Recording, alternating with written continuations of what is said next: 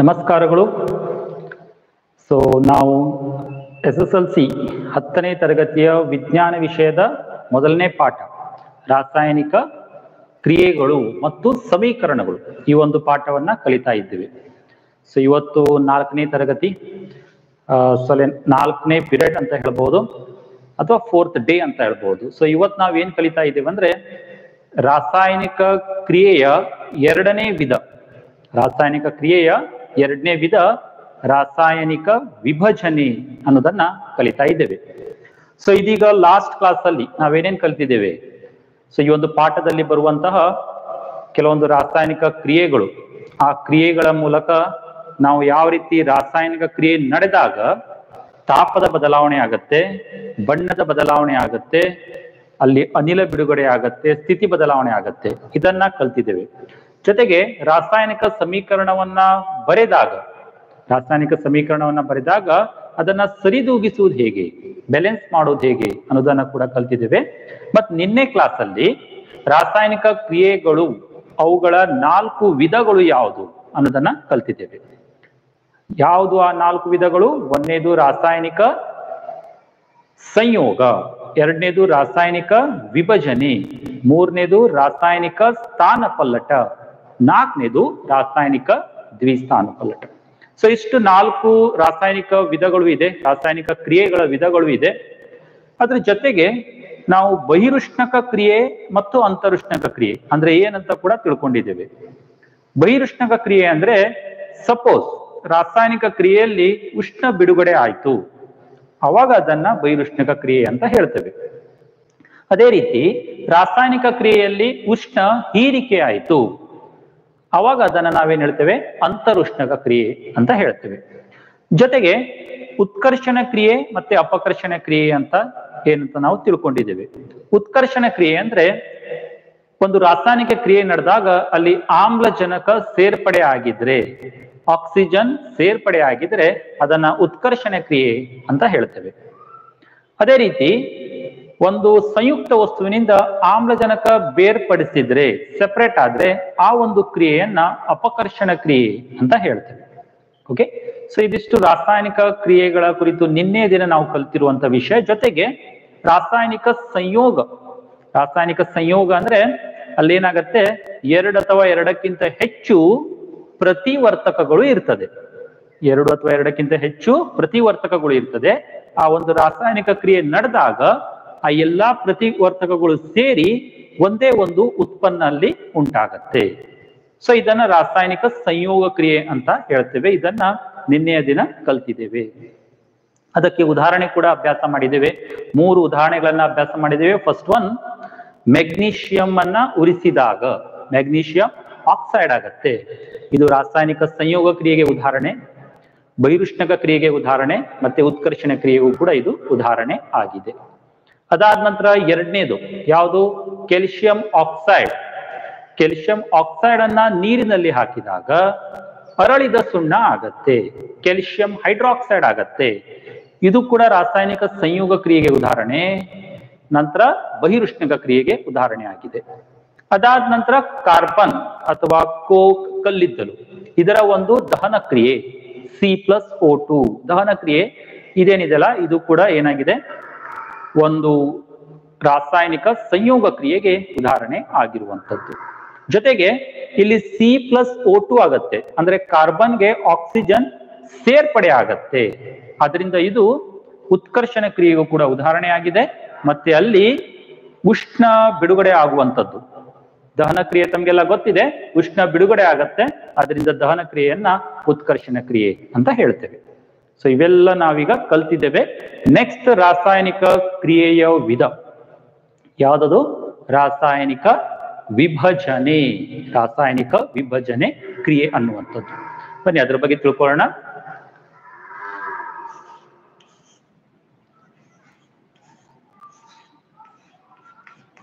ರಾಸಾಯನಿಕ ವಿಭಜನೆ ಅಂತ ಹೇಳ್ತೇವೆ.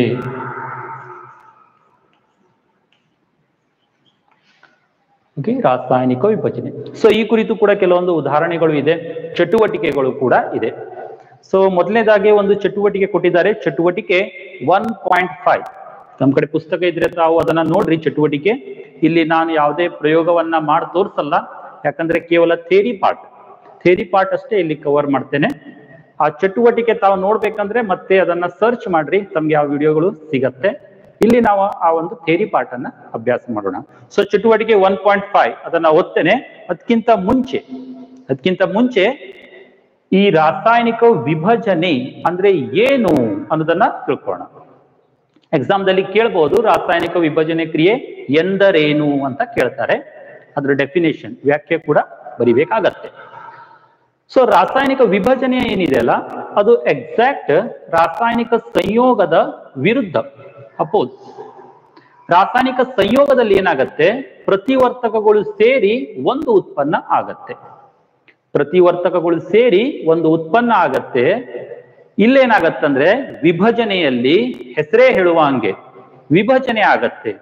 ಒಂದು ಪ್ರತಿವರ್ತಕ ಇರತ್ತೆ, ರಾಸಾಯನಿಕ ಕ್ರಿಯೆ ನಡೆದಾಗ ಅವು ವಿಭಜನೆ ಆಗತ್ತೆ. ವಿಭಜನೆ ಆದಾಗ 2 ಉತ್ಪನ್ನ ಉಂಟಾಗಬಹುದು, 3 ಉತ್ಪನ್ನ ಕೂಡ ಉಂಟಾಗಬಹುದು, ಅಥವಾ 2ಕ್ಕಿಂತ ಹೆಚ್ಚು ಉತ್ಪನ್ನಗಳು ಅಲ್ಲಿ ಉಂಟಾಗತ್ತೆ. ಸೊ ಯಾವ ರೀತಿ ಅದರದ್ದು ವ್ಯಾಖ್ಯೆ ಬರೆಯುವುದು, ಡೆಫಿನೇಷನ್ ಯಾವ ರೀತಿ ಬರೆಯುವುದಂದ್ರೆ, ಫಸ್ಟಿಗೆ ರಾಸಾಯನಿಕ ಕ್ರಿಯೆಯಲ್ಲಿ, ಇದಂತೂ ಬರಲೇಬೇಕಲ್ಲಿ, ರಾಸಾಯನಿಕ ಕ್ರಿಯೆಯಲ್ಲಿ ಅಂತ. ಓಕೆ, ಸೊ ರಾಸಾಯನಿಕ ಕ್ರಿಯೆಯಲ್ಲಿ ಒಂದು ಪ್ರತಿವರ್ತಕ ವಿಭಜನೆಯಾಗಿ 2 ಅಥವಾ 2ಕ್ಕಿಂತ ಹೆಚ್ಚು ಉತ್ಪನ್ನಗಳು ಉತ್ಪತ್ತಿ ಮಾಡಿದರೆ ಅಥವಾ ಉಂಟಾದರೆ 2 ಅಥವಾ 2ಕ್ಕಿಂತ ಹೆಚ್ಚು ಉತ್ಪನ್ನಗಳು ಉಂಟಾದರೆ ಆ ಕ್ರಿಯೆಯನ್ನ ರಾಸಾಯನಿಕ ವಿಭಜನೆ ಅಂತ ಹೇಳ್ತೇವೆ. ರಾಸಾಯನಿಕ ವಿಭಜನೆ, ಡಿಕಂಪೋಸಿಷನ್ ಅಂತ ಹೇಳ್ತೇವೆ. ಓಕೆನಾ? ಸೊ ಈಗ ಚಟುವಟಿಕೆ ಹೋಗ್ತೇನೆ, ಏನಿದೆ ಅಂತ ನೋಡೋಣ. ಚಟುವಟಿಕೆ 1.5. ಸೊ ಇಲ್ಲಿ ಅದರ ಒಂದು ಚಿತ್ರ ಕೂಡ ಕೊಟ್ಟಿದ್ದಾರೆ, ತಾವು ಅದನ್ನ ನೋಡ್ಬಹುದು. ಸೊ ಏನ್ ಮಾಡ್ಬೇಕು ಈ ಚಟುವಟಿಕೆಯಲ್ಲಿ? ಶುಷ್ಕ ಕುದಿಗೊಳವೆ, ಈ ಪದ ಕೂಡ ಬಹಳ ಇಂಪಾರ್ಟೆಂಟ್ ನೋಡ್ರಿ. ಈ ಪದವನ್ನು ಇಟ್ಕೊಂಡೇ ಅಲ್ಲಿ ಕ್ವಶನ್ ಕೇಳುವ ಸಾಧ್ಯತೆ ಇದೆ. ಶುಷ್ಕ ಕುದಿಗೊಳವೆ, ಬಾಯ್ಲಿಂಗ್ ಟ್ಯೂಬ್ ಅಂತ ಹೇಳ್ತೇವೆ ಅದಕ್ಕೆ. 2 ಗ್ರಾಂನಷ್ಟು ಫೆರಸ್ ಸಲ್ಫೇಟ್ ಹರಳುಗಳನ್ನು ತೆಗೆದುಕೊಳ್ಳಿ ಅಂತ ಹೇಳಿದ್ದಾರೆ. ಒಂದು ಟೆಸ್ಟ್ ಟ್ಯೂಬ್ ಅಥವಾ ಅದಕ್ಕೆ ಬಾಯ್ಲಿಂಗ್ ಟ್ಯೂಬ್ ಅಥವಾ ಶುಷ್ಕ ಕುದಿಗೊಳವೆ ಅಂತ ಹೇಳ್ತೇವೆ. ಅದರಲ್ಲಿ ಏನ್ ತಗೊಳ್ಬೇಕು? 2 ಗ್ರಾಂನಷ್ಟು ಫೆರಸ್ ಸಲ್ಫೇಟ್ ಅನ್ನ ತಗೊಳ್ಬೇಕಾಗತ್ತೆ. ನೆಕ್ಸ್ಟ್ ಏನ್ ಮಾಡ್ಬೇಕು? ಆ ಫೆರಸ್ ಸಲ್ಫೇಟ್ ಅದೊಂದು ಘನ ಪದಾರ್ಥ, ಅದರ ಬಣ್ಣ ಹಸಿರು ಬಣ್ಣದ ಒಂದು ಘನ ವಸ್ತು ಅಂತ ಹೇಳ್ಬಹುದು.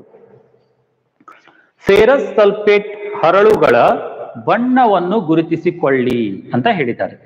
ಸೊ ಈಗಾಗಲೇ ಹೇಳಿದೆ, ಅದರ ಬಣ್ಣ ಯಾವ್ದಾಗಿರ್ತದೆ? ಹಸಿರು ಬಣ್ಣ ಆಗಿರ್ತದೆ. ಫೆರಸ್ ಸಲ್ಫೇಟ್ ಅದರ ಬಣ್ಣ ಹಸಿರು ಆಗಿರ್ತದೆ. ನೆಕ್ಸ್ಟ್ ಏನ್ ಮಾಡ್ಬೇಕು?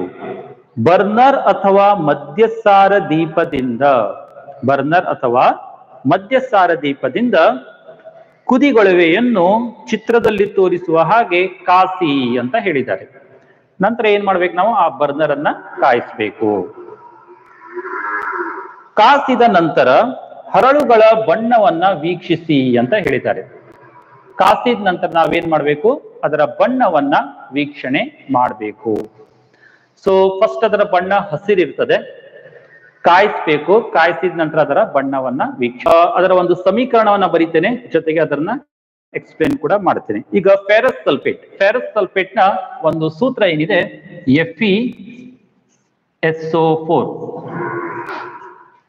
FeSO4 ಅನ್ನುವಂಥದ್ದು ಫೆರಸ್ ಸಲ್ಫೇಟ್. ಇಲ್ಲಿ ಬರೆಯೋಣ,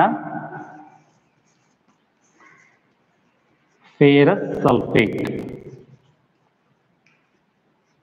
ಓಕೆ, ನಾವು ಇದನ್ನ ಕನ್ನಡದಲ್ಲಿ ಕಬ್ಬಿಣದ ಸಲ್ಫೇಟ್ ಅಂತ ಹೇಳ್ತೇವೆ. ಯಾಕಂದ್ರೆ ಇಲ್ಲಿ ಏನಿದೆ? Fe ಕಬ್ಬಿಣ ಇದೆ, SO4 ಇದೆ, ಕಬ್ಬಿಣದ ಸಲ್ಫೇಟ್ ಅಥವಾ ferrous sulphate.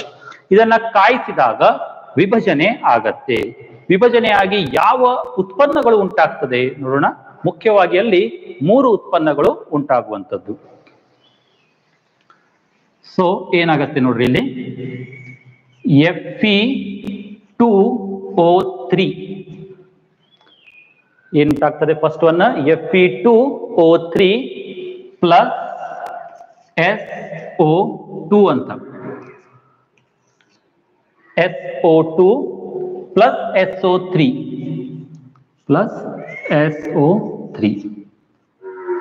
So ferrous sulphate ಅನ್ನುವಂಥದ್ದು ವಿಭಜನೆ ಆದಾಗ ಫಸ್ಟ್ ಒನ್ Fe2O3 ನಂತರ SO2 ಮತ್ತೆ SO3ಗಳಾಗಿ ಅಲ್ಲಿ ವಿಭಜನೆ ಆಗತ್ತೆ. ಇಲ್ಲಿ ತಾವು ನೋಡ್ಬಹುದು, ಸ್ಟಾರ್ಟಿಂಗ್ ಒಂದೇ ಪ್ರತಿವರ್ತಕ ಇತ್ತು, ಬಟ್ ಇದನ್ನ ಕಾಯಿಸಿದಾಗ, ಉಷ್ಣತೆ ಕೊಟ್ಟಾಗ ಏನಾಯ್ತಂದ್ರೆ 3 ಅಲ್ಲಿ ಏನ್ ಬಂತು? ಉತ್ಪನ್ನಗಳು ಬಂತು. ಅಂದ್ರೆ ಫೆರಸ್ ಸಲ್ಫೇಟ್ ಏನಾಗಿದೆ? ವಿಭಜನೆ ಆಗಿದೆ. ಫೆರಸ್ ಸಲ್ಫೇಟ್ ಏನಾಯ್ತಲ್ಲಿ? ವಿಭಜನೆ ಆಯ್ತು. ಆದ್ರಿಂದ ಈ ಒಂದು ರಾಸಾಯನಿಕ ಕ್ರಿಯೆಯನ್ನ ನಾವೇನಂತ ಹೇಳ್ಬೋದು? ರಾಸಾಯನಿಕ ವಿಭಜನೆ ಅಂತ ಹೇಳ್ತೇವೆ. ಓಕೆ, ಸೊ ಈ ವಿಭಜನೆ ಕ್ರಿಯೆ ಏನಿದೆಯಲ್ಲ, ಅಲ್ಲಿ ಏನಾಗತ್ತೆ? ಒಂದು ಪ್ರತಿವರ್ತಕ 2 ಅಥವಾ 2ಕ್ಕಿಂತ ಹೆಚ್ಚು ಉತ್ಪನ್ನಗಳು ಆಗತ್ತೆ. ಓಕೆ, ಈಗ ನಾವೇನ್ ಮಾಡ್ಬೇಕು? ಇವುಗಳ ಹೆಸರನ್ನ ತಿಳ್ಕೊಳ್ಬೇಕು. ಇದರ ಹೆಸರೇನು? ಈಗ Fe2O3 ಅಂತ ಇದೆ, ಇದರ ಹೆಸರು ಫೆರಿಕ್ ಆಕ್ಸೈಡ್ ಅಂತ. Ferric oxide.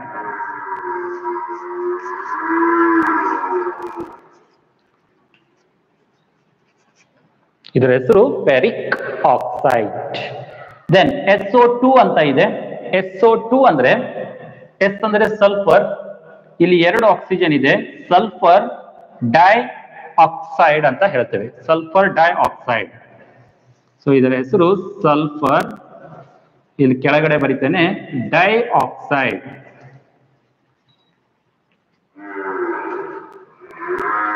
ನೆಕ್ಸ್ಟ್ ಇಲ್ಲಿ SO3 ಅಂತ ಇದೆ. S ಅಂದ್ರೆ ಸಲ್ಫರ್, O3 ಅಂತ ಇದೆ, 3 ಅಂದ್ರೆ try. So sulphur try oxide, sulphur try oxide ಅಂತ. ಸೊ ಇವುಗಳ ಹೆಸರು ಕೂಡ ಇಲ್ಲಿ ಇಂಪಾರ್ಟೆಂಟ್ ಆಗಿರ್ತದೆ. ಅಂದ್ರೆ ಪದಗಳ ರೂಪದಲ್ಲಿ ತಾವು ಅದನ್ನ ವಿವರಣೆ ಕೊಡ್ಬೇಕಂದ್ರೆ ಏನ್ ಬರೀಬೇಕು? ಫೆರಸ್ ಸಲ್ಫೇಟ್ ಅನ್ನ ಕಾಯಿಸಿದಾಗ, ಫೆರಸ್ ಸಲ್ಫೇಟ್ ಕಾಯಿಸಿದಾಗ 3 ಉತ್ಪನ್ನಗಳಾಗ್ತದೆ. First one ferric oxide, second one sulphur dioxide, third one sulphur trioxide ಅನ್ನುವಂಥ ಉತ್ಪನ್ನಗಳು ಅಲ್ಲಿ ಬರ್ತದೆ. ಯಾಕಂದ್ರೆ ಎಕ್ಸಾಮ್ ದಲ್ಲಿ ಪದಗಳಲ್ಲಿ ಕೂಡ ವಿವರಣೆ ಮಾಡುವಂತ ಕ್ವಶನ್ ಅನ್ನ ಕೇಳಬಹುದು. ಹೆಸರು ಕೂಡ ಇಂಪಾರ್ಟೆಂಟ್. ಈಗ ಆಲ್ರೆಡಿ ನಾವು ಈ ಒಂದು ಕಬ್ಬಿಣ, ಲಾಸ್ಟ್ ಕ್ಲಾಸ್ ಅಲ್ಲಿ ತಾವು ಕಲ್ತಿದ್ದೀರಿ, ಕಬ್ಬಿಣವನ್ನ ಹಬೆಯೊಂದಿಗೆ ವರ್ತಿಸಿದಾಗ ಅಲ್ಲಿ ಕಬ್ಬಿಣದ ಆಕ್ಸೈಡ್ ಉಂಟಾಗತ್ತೆ. ನೆನ್ಪ್ ಮಾಡ್ಕೊಳ್ರಿ, ಅದರ ಸೂತ್ರ ಏನಿತ್ತು? Fe3O4 ಅಂತ ಇತ್ತು. ನೋಡಿ ಯಾಕೆ ಹೇಳ್ತಾ ಇದ್ದೇನೆ, ಇಲ್ಲಿ ಡಿಫ್ರೆನ್ಸ್, ವ್ಯತ್ಯಾಸ ತಾವು ಇಲ್ಲಿ ನೋಡ್ಬೋದು. ಇಲ್ಲೇನಿದೆ? Fe2O3 ಅಂತ ಇದೆ. Fe2O3 ಇದನ್ನ ಫೆರಿಕ್ ಆಕ್ಸೈಡ್ ಅಂತ ಹೇಳ್ತೇವೆ, ಫೆರಿಕ್ ಆಕ್ಸೈಡ್. ಬಟ್ ಅದು ಕಬ್ಬಿಣ ಇದೆಯಲ್ಲ, ಅದು ಹಬೆಯೊಂದಿಗೆ ವರ್ತಿಸಿದಾಗ ಅಲ್ಲೇನಾಗತ್ತೆ? Fe3O4 ಆಗತ್ತೆ. ಇದನ್ನ ಕಬ್ಬಿಣದ ಆಕ್ಸೈಡ್ ಅಂತ ಹೇಳ್ತೇವೆ, ಅಯಾನ್ ಆಕ್ಸೈಡ್ ಅಥವಾ ಕಬ್ಬಿಣದ ಆಕ್ಸೈಡ್ ಹೇಳ್ತೇವೆ. ಇದಕ್ಕೆ ಫೆರಿಕ್ ಆಕ್ಸೈಡ್ ಹೇಳ್ತೇವೆ. ಈ ವ್ಯತ್ಯಾಸ ತಮಗಲ್ಲಿ ಗೊತ್ತಿರಲಿ. ಓಕೆ, ಯಾಕಂದ್ರೆ ಕೆಲವೊಮ್ಮೆ NTSC ಎಕ್ಸಾಮ್ದಲ್ಲಿ ಇಂಥ ಕ್ವಶನ್ಗಳಲ್ಲಿ ಕೇಳ್ತಾರೆ, ವ್ಯತ್ಯಾಸವನ್ನ ಕೇಳ್ತಾರೆ. ಓಕೆ,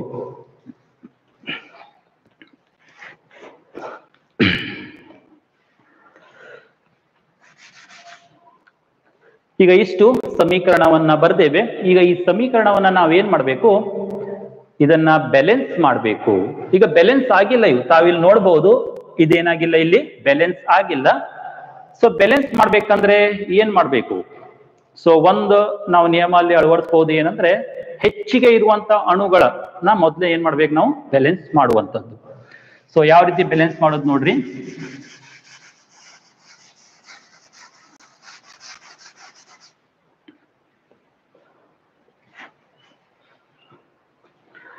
ಓಕೆ, ಇಲ್ಲಿ ಕಬ್ಬಿಣ ಇದೆ, Fe.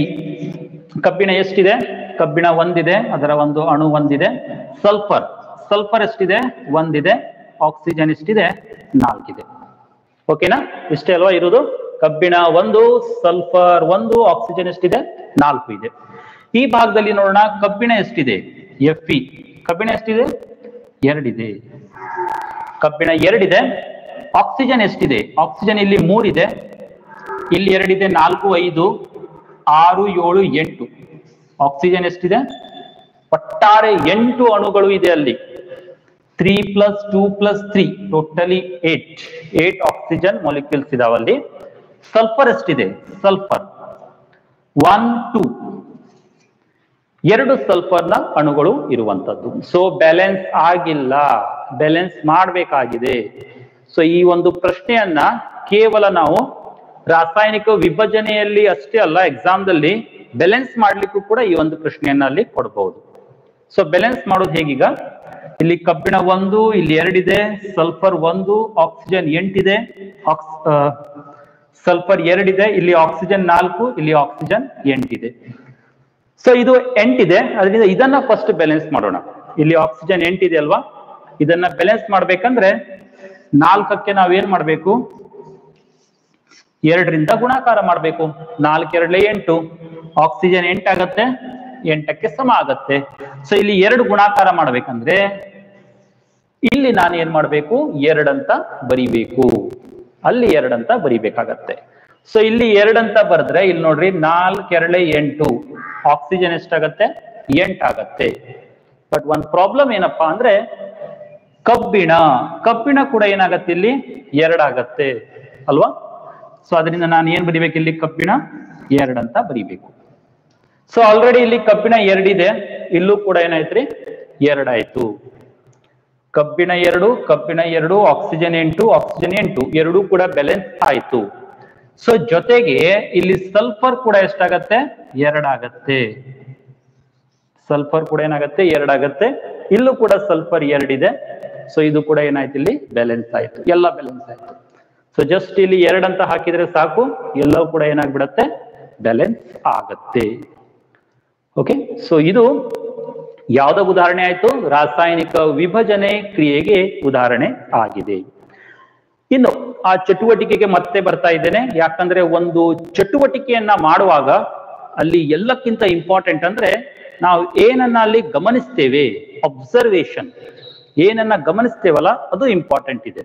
ಸೊ ಆ ಚಟುವಟಿಕೆಯಲ್ಲಿ ಏನನ್ನ ಕೇಳಿದ್ದಾರೆ ನೋಡೋಣ.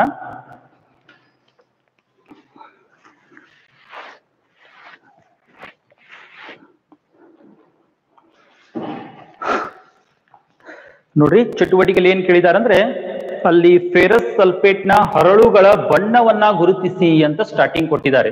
ಹರಳುಗಳ ಬಣ್ಣ. ಸೊ ಇಲ್ಲಿ ಫೆರಸ್ ಸಲ್ಫೇಟ್ ನ ಹರಳುಗಳ ಬಣ್ಣ ಆಗ್ಲೇ ಹೇಳಿದ್ದೆ ಹಸಿರು ಬಣ್ಣ ಇರತ್ತೆ, ಹಸಿರು ಬಣ್ಣ ಇರುವಂತದ್ದು. ಓಕೆ, ಸೊ ಇದನ್ನ ಪುಸ್ತಕದಲ್ಲಿ ಕೊಟ್ಟಿಲ್ಲ, ಆದ್ರೂ ಕೂಡ ಆ ಕುರಿತು ಕ್ವಶನ್ ಕೇಳಬಹುದು.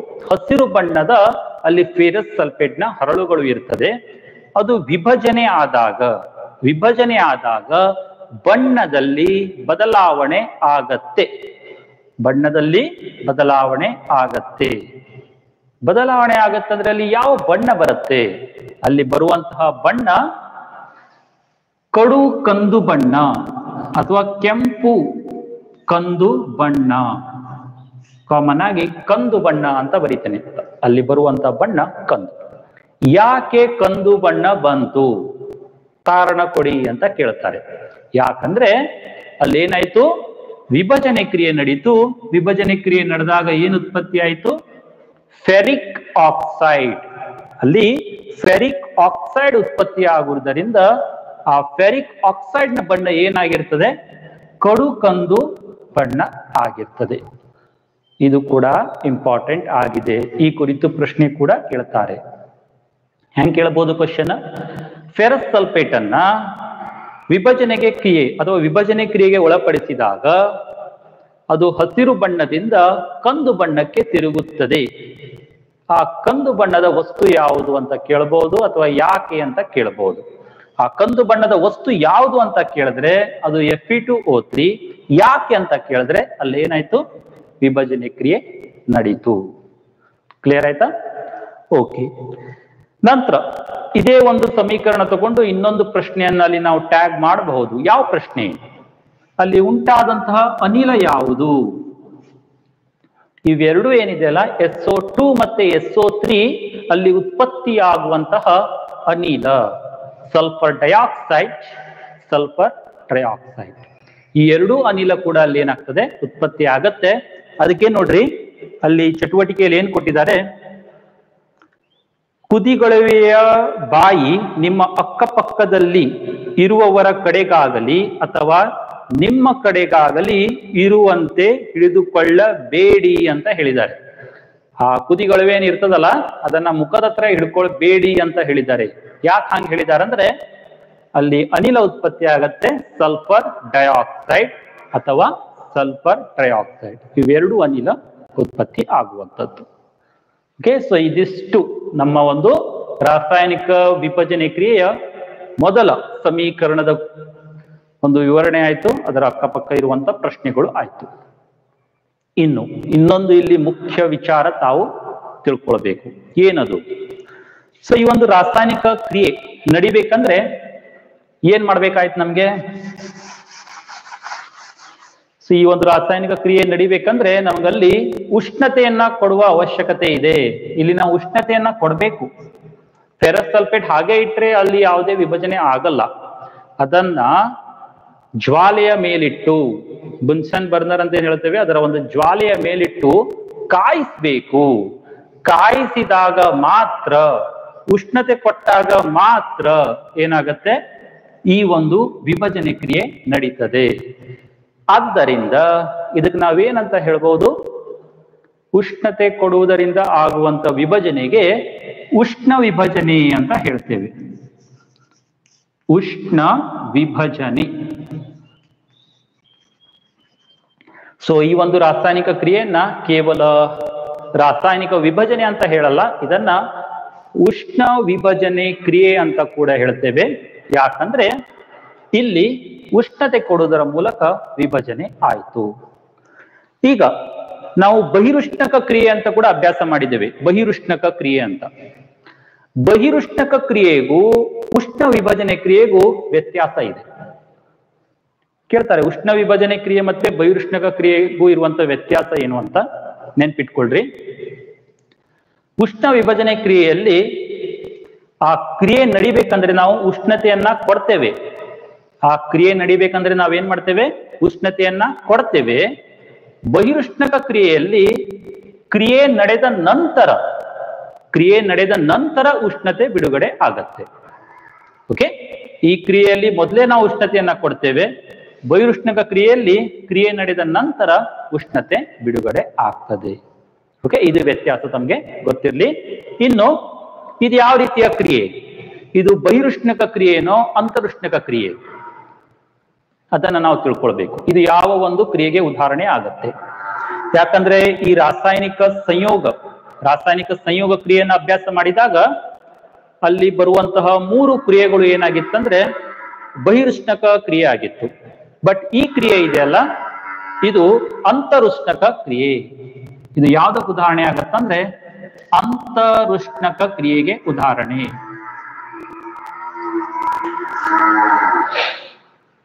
ಓಕೆ, ಸೊ ಇದು ಅಂತರುಷ್ಣ ಕ್ರಿಯೆಗೆ ಉದಾಹರಣೆ ಆಗಿರುವಂತದ್ದು. ಇನ್ನು ಎರಡನೆಯ ಒಂದು ಉದಾಹರಣೆಗೆ ಹೋಗೋಣ. ಇದಿಷ್ಟು ಕ್ಲಿಯರ್ ಆಗಿದೆ ಅಂತ ತಿಳ್ಕೊಳ್ತೇನೆ.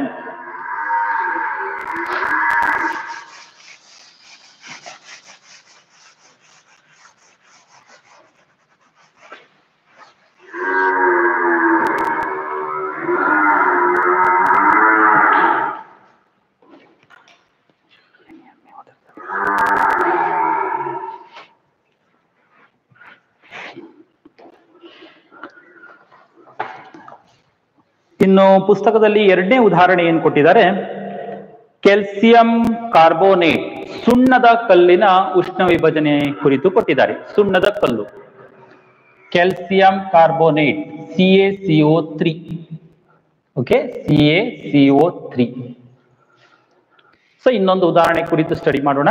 ಇದು ಕೂಡ ಉಷ್ಣ ವಿಭಜನೆ ಕ್ರಿಯೆಗೆ ಉದಾಹರಣೆ.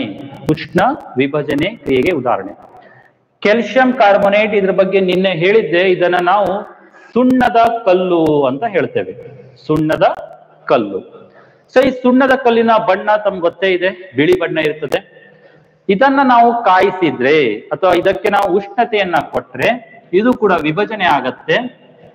ಇದು ವಿಭಜನೆ ಆದಾಗ ಅಲ್ಲಿ ಕ್ಯಾಲ್ಸಿಯಂ ಆಕ್ಸೈಡ್, ಅಲ್ಲಿ ಬರುವಂತಹ ಒಂದು ಪದಾರ್ಥ ಯಾವ್ದಂದ್ರೆ, ಉತ್ಪನ್ನ ಯಾವ್ದಂದ್ರೆ calcium oxide, CO plus carbon dioxide. Calcium oxide ಮತ್ತೆ ಯಾವ್ದ್ರಿ, carbon dioxide. Okay, so CaCO3 ಇದು ಸುಣ್ಣದ ಕಲ್ಲು. ಸುಣ್ಣದ ಕಲ್ಲನ್ನ ಸುಟ್ಟಾಗ ಅಥವಾ ಉಷ್ಣತೆಯನ್ನ ಕೊಟ್ಟಾಗ ಅಲ್ಲಿ ಕ್ಯಾಲ್ಸಿಯಂ ಆಕ್ಸೈಡ್ ಅಥವಾ ಸುಟ್ಟ ಸುಣ್ಣ. ನಿನ್ನೆ ಕ್ಲಾಸ್ ಅಲ್ಲಿ ಹೇಳಿದ್ದೆ, ಇದನ್ನ ಸುಟ್ಟ ಸುಣ್ಣ ಅಂತೇವೆ. ಸುಟ್ಟ ಸುಣ್ಣ ಉತ್ಪತ್ತಿ ಆಗತ್ತೆ. ಮತ್ತೆ ಇಲ್ಲಿ ಬಿಡುಗಡೆ ಆಗುವಂತ ಅನಿಲ ಯಾವುದು, ಕಾರ್ಬನ್ ಡೈಆಕ್ಸೈಡ್. ಇಲ್ಲಿ ಬಿಡುಗಡೆ ಆಗುವಂತ ಅನಿಲ ಕಾರ್ಬನ್ ಡೈಆಕ್ಸೈಡ್. ಓಕೆ, ಇದು ಎರಡನೆಯ ಉದಾಹರಣೆ. ಇನ್ನು ಮೂರನೇ ಉದಾಹರಣೆಗೆ ಬರ್ತೇನೆ. ಮೂರನೇ ಉದಾಹರಣೆ ಮಾಡ್ಬೇಕಂದ್ರೆ ಅಲ್ಲಿ ಒಂದು ಚಟುವಟಿಕೆಯನ್ನ ಕೊಟ್ಟಾರೆ, ಆ ಚಟುವಟಿಕೆಯನ್ನ ಓದೋಣ. ಚಟುವಟಿಕೆ 1.6 ಏನ್ ಕೊಟ್ಟಿದ್ದಾರೆ, ಸುಮಾರು 2 ಗ್ರಾಂ ಸೀಸದ ನೈಟ್ರೇಟ್ ಪುಡಿಯನ್ನು ಕುದಿಗೊಳವೆಯಲ್ಲಿ ತೆಗೆದುಕೊಳ್ಳಿ. ಸೀಸದ ನೈಟ್ರೇಟ್ ಅನ್ನ ತಗೊಳ್ಬೇಕು. ಈಗಾಗಲೇ ಸೀಸದ ನೈಟ್ರೇಟ್ ನಾವು ಸೂತ್ರ ಅಧ್ಯಯನ ಮಾಡಿದ್ದೇವೆ. ಏನಾಗತ್ತೆ, PbNO3 ಟ್ವೈಸ್ ಅಂತ. ಇದು ಸೀಸದ ನೈಟ್ರೇಟ್, PbNO3 ಟ್ವೈಸ್. ಇದನ್ನು ಕೂಡ ನಾವೇನ್ ಮಾಡ್ಬೇಕು, ಉಷ್ಣ ವಿಭಜನೆನೇ ಮಾಡ್ಬೇಕಾಗತ್ತೆ. ಇದನ್ನು ಕಾಯಿಸಿದ ಮೇಲೆನೆ ಇದು ಏನಾಗ್ತದೆ, ವಿಭಜನೆ ಆಗತ್ತೆ. ಸೊ ಉಷ್ಣ ವಿಭಜನೆ ಮಾಡಿದಾಗ ಏನೇನಾಗತ್ತೆ ಅನ್ನೋದನ್ನ ನೋಡೋಣ. ಚಿತ್ರ 1.5ರಲ್ಲಿ ತೋರಿಸಿರುವಂತೆ ಪಿಕ್ಕಳದ ಸಹಾಯದಿಂದ ಕುದಿಗೊಳವೆಯನ್ನು ಹಿಡಿದುಕೊಂಡು ಜ್ವಾಲೆಯನ್ನು ಬಳಸಿ ಕಾಸಿ ಅಂತ ಕೊಟ್ಟಿದ್ದಾರೆ. ನೀವು ಏನನ್ನು ವೀಕ್ಷಿಸುವಿರಿ, ಯಾವುದಾದರೂ ಬದಲಾವಣೆ ಉಂಟಾದರೆ ದಾಖಲಿಸಿಕೊಳ್ಳಿ ಅಂತ ಹೇಳಿದ್ದಾರೆ. ಸೊ ಇಲ್ಲೂ ಕೂಡ ನೋಡ್ರಿ, ಚಟುವಟಿಕೆಯಲ್ಲಿ ಏನ್ ಕೇಳಿದ್ದಾರೆ, ನೀವು ಏನನ್ನ ವೀಕ್ಷಿಸುವಿರಿ ಅಂತ ಕೇಳಿದ್ದಾರೆ. ಅದು ಇಂಪಾರ್ಟೆಂಟ್. ಇಲ್ಲಿ ವೀಕ್ಷಣೆ ಏನಂದ್ರೆ ಅಲ್ಲೂ ಕೂಡ ಒಂದು ಅನಿಲ ಉತ್ಪತ್ತಿ ಆಗತ್ತೆ, ಹೊಗೆ ಬರ್ತದೆ. ಆ ಹೊಗೆಯ ಬಣ್ಣ ಅದನ್ನ ನಾವು ಅಲ್ಲಿ ಗುರುತಿಸಬೇಕಾಗತ್ತೆ. ಆ ಹೊಗೆಯ ಬಣ್ಣ ಏನಂತ ಕೊಟ್ಟಿದ್ದಾರೆ, ಕಂದು ಬಣ್ಣದ ಧೂಮ್ ಅಂತ. ಕಂದು ಬಣ್ಣದ ಹೊಗೆ ಉಂಟಾಗತ್ತೆ. ಯಾಕೆ ಅನ್ನೋದನ್ನ ನೋಡೋಣ. ಈಗ ಇದು ಉಷ್ಣ ವಿಭಜನೆ ಆಗತ್ತೆ. ಉಷ್ಣ ವಿಭಜನೆ ಆದಾಗ ಏನಾಗತ್ತೆ ನೋಡ್ರಿ, ಸೀಸದ ನೈಟ್ರೇಟ್ ಇರುವುದು ಸೀಸದ ಆಕ್ಸೈಡ್ ಆಗತ್ತೆ, ಸೀಸದ ಆಕ್ಸೈಡ್. ನಂತರ ಇಲ್ಲಿ ನೈಟ್ರೋಜನ್ ಡೈಆಕ್ಸೈಡ್ ಅನಿಲ ಉಂಟಾಗತ್ತೆ, NO2. ಜೊತೆಗೆ ಸೀಸದ ನೈಟ್ರೇಟ್ ಅನ್ನುವಂತಹ ಒಂದು ಏನು ಹರಳನ್ನ ಅದನ್ನ ನಾವು ಕಾಯಿಸಿದ್ರೆ ಸೀಸದ ಆಕ್ಸೈಡ್, ನೈಟ್ರೋಜನ್ ಡೈಆಕ್ಸೈಡ್ ಮತ್ತೆ ಆಮ್ಲಜನಕ ಉತ್ಪತ್ತಿ ಆಗತ್ತೆ. ಆಮ್ಲಜನಕ ಉತ್ಪತ್ತಿ ಆಗುವಂಥದ್ದು. ಓಕೆ, ನೈಟ್ರೋಜನ್ ಟ್ರೈಆಕ್ಸೈಡ್ ಅಂತ ಹೇಳಿದ್ದೆ, ನೈಟ್ರೋಜನ್ ಟ್ರೈಆಕ್ಸೈಡ್ ಅಲ್ಲ, ಆಮ್ಲಜನಕ ಉತ್ಪತ್ತಿ ಆಗತ್ತೆ. ಈಗ ಇದನ್ನ ತಾವೇನ್ ಮಾಡ್ಬೇಕು, ಬ್ಯಾಲೆನ್ಸ್ ಮಾಡಬೇಕು.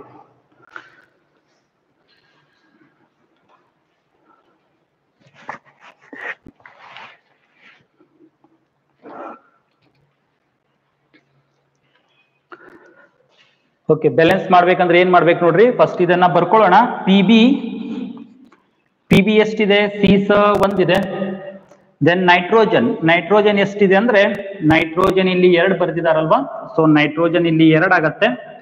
ಆಕ್ಸಿಜನ್ ಎಷ್ಟಿದೆ ನೋಡ್ರಿ, ಆಕ್ಸಿಜನ್ 3 2 6, ಇದೆರಡನ್ನ ಗುಣಾಕಾರ ಮಾಡಬೇಕು, 6 ಇದೆ ಆಕ್ಸಿಜನ್. ಓಕೆನಾ. ನೆಕ್ಸ್ಟ್ ಇಲ್ಲಿ PB ಸೀಸ ಎಷ್ಟಿದೆ, ಉತ್ಪನ್ನದಲ್ಲಿ ಇಲ್ಲಿ 1 ಇದೆ, ಇಲ್ಲಿ ಕೂಡ ಏನಾಗಿದೆ 1 ಇದೆ. ಸೊ ಬ್ಯಾಲೆನ್ಸ್ ಆಗಿದೆ. ಆಕ್ಸಿಜನ್ ಎಷ್ಟಿದೆ, ಇಲ್ಲಿ ನೈಟ್ರೋಜನ್ ತಗೊಂಡಾರೆ, ಸೊ ನೈಟ್ರೋಜನ್ ತಗೊಳ್ಳೋಣ. ನೈಟ್ರೋಜನ್ ಎಷ್ಟಿದೆ ಅಂದ್ರೆ 1, ಓನ್ಲಿ 1, ನೈಟ್ರೋಜನ್ 1 ಮಾತ್ರ ಇದೆ. ಆಕ್ಸಿಜನ್ ಎಷ್ಟಿದೆ, ಆಕ್ಸಿಜನ್ ಬ್ಯಾಲೆನ್ಸ್ ಆಗಿಲ್ಲ. 2 2 4 ಮತ್ತೆ 5. ಆಕ್ಸಿಜನ್ ಎಷ್ಟಿದೆ, ಇಲ್ಲಿ 5 ಇದೆ. ಸೊ ಇದು ಪ್ರಾಬ್ಲಮ್, ಆಕ್ಸಿಜನ್ ಬ್ಯಾಲೆನ್ಸ್ ಆಗಿಲ್ಲ. ಅದನ್ನ ತಾವೀಗ ಬ್ಯಾಲೆನ್ಸ್ ಮಾಡಬೇಕು.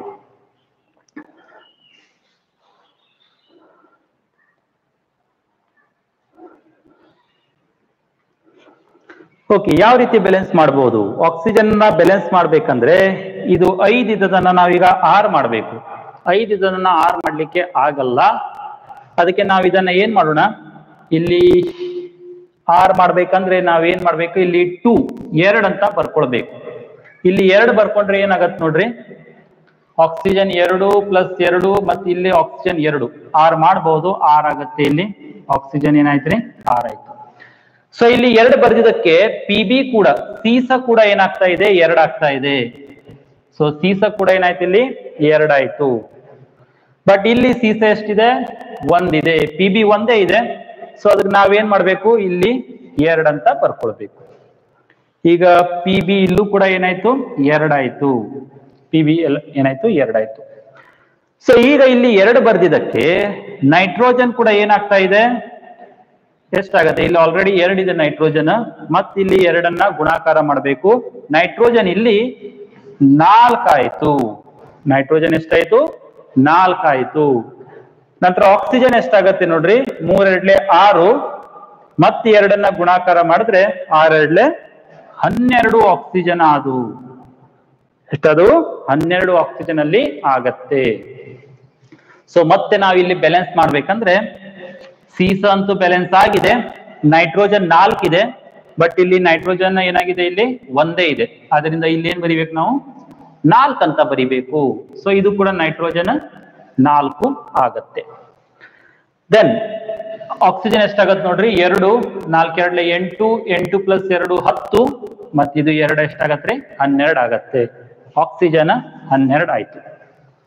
ಆಕ್ಸಿಜನ್ ಎಷ್ಟಾಯ್ತು, 12 ಆಯ್ತು. ಸೊ ಆಕ್ಸಿಜನ್ ಬ್ಯಾಲೆನ್ಸ್ ಆಯ್ತು, ನೈಟ್ರೋಜನ್ ಬ್ಯಾಲೆನ್ಸ್ ಆಯ್ತು, ಸೀಸ ಕೂಡ ಏನಾಗಿದೆ, ಇಲ್ಲಿ ಬ್ಯಾಲೆನ್ಸ್ ಆಗಿದೆ.